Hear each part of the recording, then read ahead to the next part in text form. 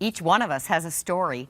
I love the theme of this one, redeeming a broken family history and healing childhood wounds. One commentator said, a beautiful, heartbreaking, grace-soaked story. After reading The Artist's Daughter, it is the memoir of Alexandra Kuykendall. Here from Denver, Colorado. Welcome. Thank you. How's your snow? Not as bad as yours right now. You mean as beautiful? Yes, that's right. Yeah. Oh, it is so good to meet you. Oh, thank you. Thank you. There's It's so great many to be here. reasons, so hopefully we can unpack at least a few of them.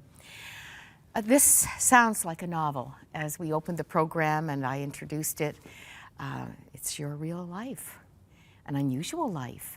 Mm-hmm. A traveling mom. You began in America. Mm-hmm. Take us with you. Well, the book opens when I meet my dad for the first time. I'm an 8-year-old girl. I'd grown up in the States for the most part, but my mom and I had been living a little bit of a gypsy life, and we'd been living in Europe for the year and stopped in Barcelona, and I found out that my father, who I had not met up to that point, lived there.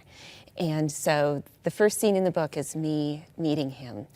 And as an 8-year-old girl who hadn't known her dad up to that point, I had this big question mark of who is he? And then I definitely had this hope of, okay, now from this point forward, we're going to have a relationship. Because my mom had loved me very well, and I felt loved by her. So I knew I was lovable in that sense. And I thought, once he sees me and knows me, we will have a relationship. And it didn't quite work out that way. So the rest of the book is me discovering what that means with these large questions that I had of, am I lovable and am I loved? And how I carried those questions with me into young adulthood and marriage and motherhood, where I am now.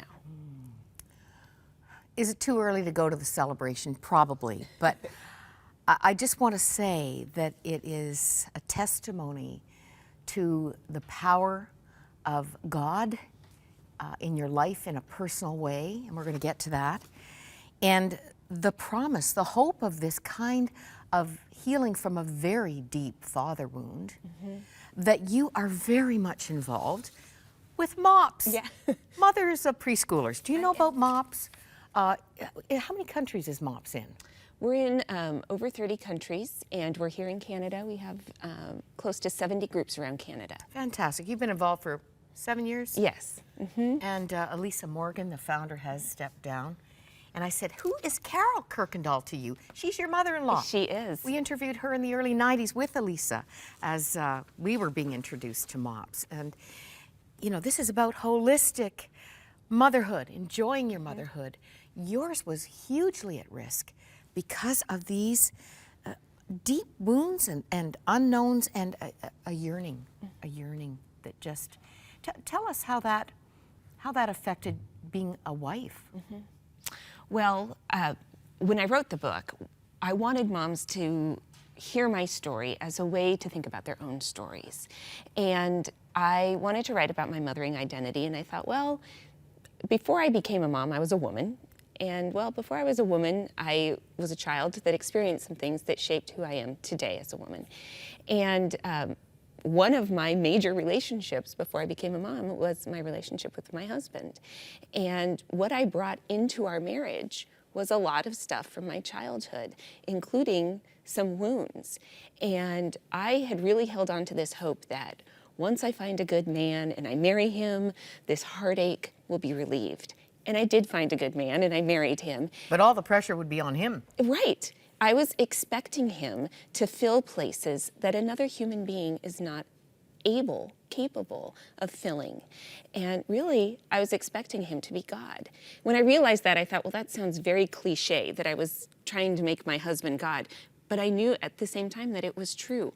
I had this wound that only God could fill, and I needed to allow God to be God and my husband to be just my husband. And it's a sweet, fun irony to read. My husband, before he gave me the ring, gave me a little plaque. And this plaque actually captures your mother's life verse, motto. She who waits for a knight will have to clean up after his horse. I think my husband gave that to me saying, don't expect me to be everything. And your mother was just determined, I think, to be an independent, Right. She on said, her own woman. I'm going to live my life and I'm not going to wait for a man to make me happy. And I had this romantic vision as a girl, but I want a man. And I think that's a result of growing up without a father, is this desire to be noticed and to be pursued by a man, because a father plays a unique role in a girl's life. He tells her her value. And if that person, that key person, is missing, then she's left with this question of who am I and where do I find my value? And then as a young woman can start looking for men's affection or looking to perform in different ways in order to prove that she is worth attention. And we know that we are worth God's attention. We don't have to go out and prove it. We don't have to have a man to determine that for us. God is there, and it took me a long time to figure that out, even after I was well married and raising kids. And even after you had come into a personal relationship with Jesus. And we have Young Life, wonderful neighborhood clubs all over America to thank for that. Tell us about that chapter, because you wrestled there for a couple of years too. Oh, I did. Trust was a huge issue. My faith journey has not been one simple decision and then life was perfect. And truly, I don't know many people that is how it works out. But I was introduced to Jesus, the truth of who he is, through Young Life as a high school student. And I had two wonderful Young Life leaders who answered my thousands and thousands of questions. What about this? Well, what about this? And they stayed with me. And it really, I can't point to one day and time when I made a decision. I made lots of little decisions along the way to trust. And I continue to now, as a woman walking in faith and trying to do my best to walk in God's light. I have to make decisions every day, because every day I stumble and I have questions and I have doubts and I ask God, why? And I have to turn back to who he is and choose to trust, because that's what faith is, choosing to trust when we still have questions. Well, you say you wrestled for 2 years with those questions, but you say you felt pursued by God. I love that. The heavenly bridegroom was coming after you. Well, and that gets back to what a girl needs, a young woman needs. She needs to feel pursued. And I definitely had that heartache. My dad did not pursue me. He knew where I was, and I would have contact with him a couple of times a year, but it was very superficial. He lived on the other side of the world. There were some logistical issues around seeing each other. And I desperately wanted to be pursued. And I think if I have a message for anybody, it's that God is pursuing us. You say in the book, I knew what a father was supposed to do. Calling once a year was not it. Jesus had to be better. Did he step up to the plate? He did. And that was a little bit of resignation. I did think, okay, it has to be better than what I have. But as I've matured in my faith the last 20 years, I have found that God is so much richer and deeper than I even knew a year ago. That this faith journey is a journey, and what I knew yesterday, I know more of him today. And that doesn't mean I don't have questions and doubts and that I'm not angry sometimes at the way life works out. It doesn't always work out in a simple, perfect package. But God is faithful and he is there. Interesting that it was a MOPS meeting that you arranged, the speaker you brought in, who arrested you at a place and time that I guess God decided, Alexandra, you need to do some heart work. That's true. Part of why I work for MOPS is because I had such a huge life-changing experience in lots of different ways through my own MOPS group. And you're talking about a story in the book where I did arrange for a speaker to come in, and she was talking about sexual development in kids. And I was a little bit nervous because that's kind of a touchy subject. I didn't know how the moms would handle it. And moms just started asking all kinds of questions, and I relaxed a little and thought, okay, it's going pretty well. And people started asking about, well, what about my relationship with my son?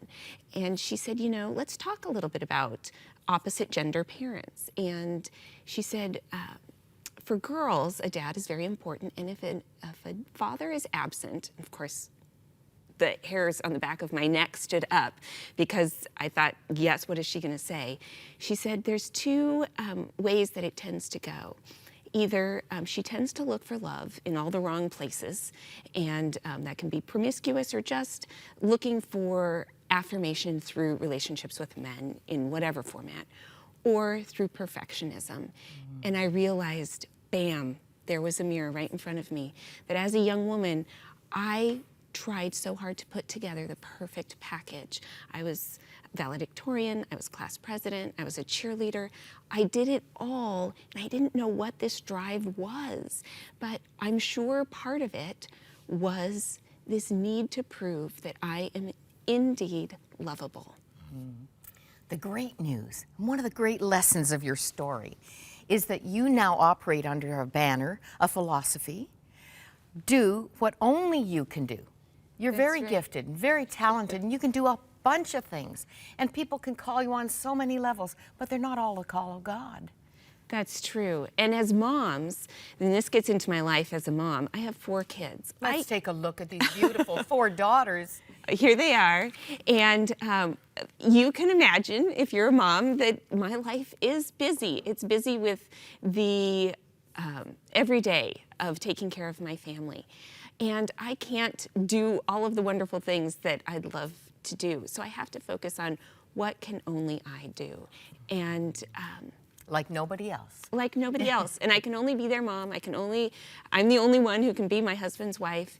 And so I think moms can feel refreshed in that, knowing that they have a call and a purpose in their family, and perhaps outside of their family, to ask that question, what can only I do, and what has God called me to do here in my home and outside in my world, whether it's through work or community service.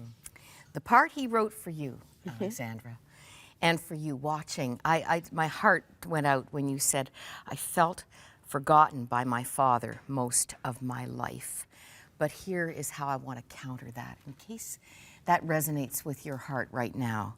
Psalm 27, verse 10, even if my father and mother abandon me, the Lord will hold me close. He didn't give up on Alexandra. He pursued her, and look at the outcome. Isn't it beautiful? I want to read quickly just a couple of comments about this book. Any mother who has felt lost in her new identity will find a friend in this book. It is the real deal. The hard, beautiful, and holy view of motherhood. A lovely, honest, important book. Well done, Alexandra. Thank you for this very vulnerable journey that I think will challenge every woman to let God at those places, whatever the wound. He wants to make us whole. Oh, thank you. Thank you so much. This book is at our e-store, The Artist's Daughter, and I hope that if this speaks to you right now, you'll take advantage of our prayer lines. Maybe something's bubbled right up. You don't have to wait. We can believe with you for what only God can do in your heart and life today.